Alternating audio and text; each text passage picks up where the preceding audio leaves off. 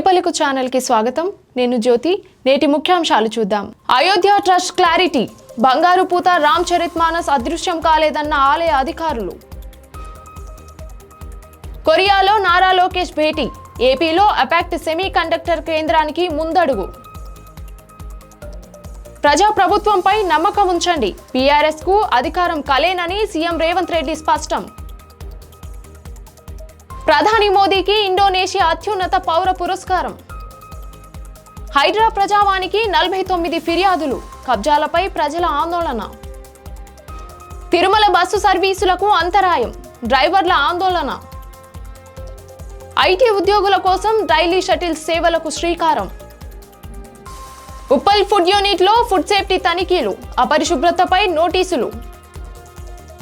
తుని చిన్నారి మిస్సింగ్, కారుపై అనుమానం. వయనాడ్లో కొండ చర్యలు విరిగిపడి 5గురికి గాయాలు. అయోధ్య రామ మందిరానికి కానుకగా వచ్చిన 5 కోట్ల విలువైన బంగారు పూతతో కూడిన రామచరితమానస్ పుస్తకం అదృశ్యమైందన్న ఆరోపణలను శ్రీరామ జన్మభూమి తీర్థక్షేత్ర ట్రస్ట్ ఖండించింది. పుస్తకం సురక్షితంగానే ఉందని స్పష్టం చేస్తూ దానిని మీడియా ముందు ప్రదర్శించారు అర్చకులు. ఆలయానికి వచ్చే ప్రతి కానుకను రిజిస్టర్లో నమోదు చేసి భద్రపరుస్తున్నామని ట్రస్ట్ తెలిపింది. ఎలాంటి అపోహాలకు తావు లేదని, సందేహాలు ఉన్న భక్తులు నేరుగా వచ్చి రికార్డులను, వస్తువులను పరిశీలించవచ్చని ట్రస్ట్ వెల్లడించింది. దక్షిణ కొరియా పర్యటనలో ఉన్న ఏపీ రాష్ట్ర విద్య, ఐటీ, ఎలక్ట్రానిక్ శాఖల మంత్రి నారా లోకేష్ ప్రముఖ సెమీ కండక్టర్ ఓఎస్ఏటీ సంస్థ అపాక్ట్ సీఈఓ శ్రియాంగ్ డాంగ్ లీతో షియోల్లో సమావేశమయ్యారు. ఏఎస్ఐపి భాగస్వామ్యంతో ఆంధ్రప్రదేశ్లో అపాక్ట్ కేంద్రం ఏర్పాటు చేయాలని నిర్ణయించినందుకు మంత్రి ధన్యవాదాలు తెలిపారు. ఈ పెట్టుబడి రాష్ట్రంలో సెమీ కండక్టర్ రంగ అభివృద్ధికి కీలకమని పేర్కొన్నారు. కొరియా ప్రభుత్వ ఆహ్వానం మేరకు ఇక్కడికి రావడం ఆనందంగా ఉందని, ఇక్కడి తెలుగువారి ఆశలు, ఆకాంక్షలు చూసిన తర్వాత తనపై మరింత బాధ్యత పెరిగిందని నారా లోకేష్ చెప్పుకొచ్చారు.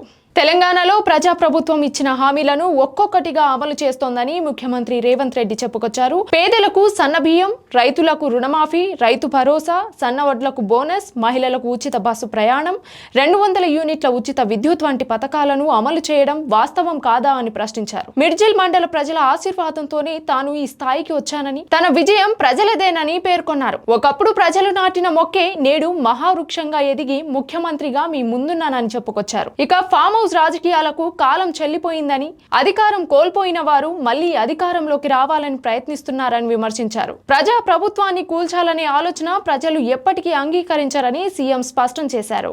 ఇండోనేషియా పర్యటనలో ఉన్న భారత ప్రధాని నరేంద్ర మోదీకి ఆ దేశ అత్యున్నత పౌర పురస్కారం Bintang Adipurna of the republic of ఇండోనేషియాను ఇండోనేషియా అధ్యక్షుడు ప్రబోవో సుబియాంటో ప్రకటించారు. అనంతరం ఇరు దేశాల నేతలు సంయుక్త మీడియా సమావేశం జరగనుంది.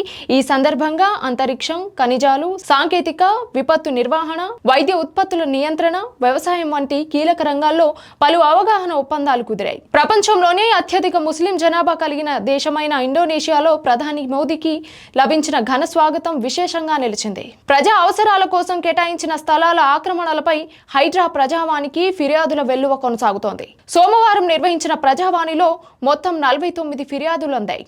రహదారులు, పార్కులు, నాలాలు, పాఠశాలలు, లైబ్రరీలు, క్రీడా స్థలాల కోసం కేటాయించిన భూములు కబ్జాలకు గురవుతున్నాయని ప్రజలు ఆందోళన వ్యక్తం చేస్తున్నారు. మేడ్చల్, మల్కాజ్గిరి, శ్రీలింగంపల్లి, బోడుప్పల్, హఫీజ్పేట్ తదితర ప్రాంతాల నుంచి ఫిర్యాదులు వచ్చాయి. హైడ్రా కమిషనర్ ఏవి రంగనాథ్, అదనపు సంచాలకుడు వర్ల పాపయ్య ఫిర్యాదులను పరిశీలించి సంబంధిత అధికారులకు విచారణ చేసి పరిష్కార చర్యలు చేపట్టాలని ఆదేశించారు. తిరుమలకు ఎలక్ట్రిక్ ఏసీ బస్సులు నడిపే డ్రైవర్లు అలిపిరి డిపోలో ఆందోళనకు దిగడంతో బస్సు సర్వీసులపై ప్రభావం పడింది. ప్రతి డ్యూటీలో తప్పనిసరిగా 5 ట్రిప్పులు పూర్తి చేయాలని మేనేజ్మెంట్ ఆదేశించగా బస్సుల పరిస్థితి, బ్యాటరీ ఛార్జింగ్ సమస్యలు, తిరుమల రద్దీ కారణంగా 3 నుంచి 4 ట్రిప్పులకే పరిమితం అవుతున్నాయని డ్రైవర్లు చెబుతున్నారు. 5 ట్రిప్పులు పూర్తి చేయకపోతే నెల జీతం కాకుండా ట్రిప్పుల ఆధారంగా వేతనం చెల్లిస్తామని మేనేజ్మెంట్ నిర్ణయించడంతో డ్రైవర్లు నిరసన వ్యక్తం చేశారు. దీంతో అలిపిరి డిపోలో ఎలక్ట్రిక్ ఏసీ బస్సులు నిలిచిపోగా తిరుమల వెళ్లే ప్రయాణికులకు ఇబ్బందులు ఎదురయ్యాయి. ఐటీ ఉద్యోగుల రోజువారీ ప్రయాణాన్ని మరింత సౌకర్యవంతంగా మార్చేందుకు రవాణా శాఖ మంత్రి పొన్నం ప్రభాకర్ డైలీ షటిల్స్ సేవలను ప్రారంభించారు. హైదరాబాద్లోని జేఆర్సీ కన్వెన్షన్లో నిర్వహించిన కార్యక్రమంలో ఈ సేవలను ప్రారంభించిన మంత్రి ప్రజలకు మెరుగైన రవాణా సౌకర్యాలు అందించడమే ప్రభుత్వ లక్ష్యమని చెప్పుకొచ్చారు. ఈ కార్యక్రమంలో మధు యష్కి గౌడ్, అదనపు రవాణా కమిషనర్ రమేష్తో పాటు డైలీ షటిల్స్ ప్రతినిధులు పాల్గొన్నారు. ఈ సేవలతో ఐటీ ఉద్యోగుల రాకపోకలు మరింత సులభతరం కానున్నాయని నిర్వాహకులు తెలిపారు. ఉప్పల్లోని సిద్ధి వినాయక ఫుడ్స్ తయారీ యూనిట్లో ఫుడ్ సేఫ్టీ అధికారులు ఆకస్మిక తనిఖీలు నిర్వహించారు. తనిఖీల్లో ఆహార పదార్థాలను నేలపై నిల్వ చేయడం, సిబ్బంది గ్లౌజులు ధరించకపోవడం, తుప్పుపట్టిన ర్యాక్లు, ఈగలు, సాలెగూళ్లతో అపరిశుభ్ర వాతావరణం ఉన్నట్లు గుర్తించారు. పరిశుభ్రత ప్రమాణాల అంచనాలతో ఈ యూనిట్కు 100 మార్కులకు గాను కేవలం 53 మార్కులే లభించాయి. ఆహార భద్రతా నిబంధనలను తప్పనిసరిగా పాటించాలని యాజమాన్యానికి అధికారులు నోటీసులు జారీ చేశారు. తుని చిన్నారి జ్ఞానేశ్వరి మిస్సింగ్ కేసులో ఆమె తాతను ఢీకొట్టిన కారుకు ఎలాంటి సంబంధం లేదని స్వయంగా తాత స్పష్టం చేశారు.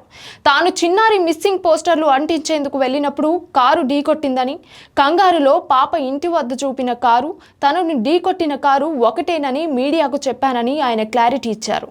ఇది తనపై జరిగిన దాడి కాదని, కేవలం ఒక ప్రమాదం మాత్రమేనని ఆయన స్పష్టం చేశారు. కేరళలోని వయనాడ్ జిల్లాలో కల్లాడి టనెల్ నిర్మాణ పనుల ప్రాంతంలో కొండ చర్యలు విరిగి పడటంతో రహదారి పూర్తిగా మూసుకుపోయింది. ఈ ఘటనలో 5గురు గాయపడగా వారిని వెంటనే ఆసుపత్రికి తరలించారు. ఎలాంటి ప్రాణ నష్టం జరగలేదని అధికారులు తెలిపారు. భారీ వర్షాల కారణంగా ముందుగానే టనెల్ నిర్మాణ పనులను నిలిపివేయడంతో పెద్ద ప్రమాదం తప్పినట్లు సమాచారం. గత 24 గంటల్లో వయనాడ్లో 265 మిల్లీమీటర్ల వర్షపాతం నమోదైనట్లు కేరళ రాష్ట్ర విపత్తు నిర్వహణ స్పష్టం చేసింది. ఇదే వాల్టి బులెటిన్ అప్డేట్స్. మరొక బులెటిన్ తో మళ్ళీ కలుద్దాం. చూస్తూ ఉండండి తొలి పలుకు న్యూస్.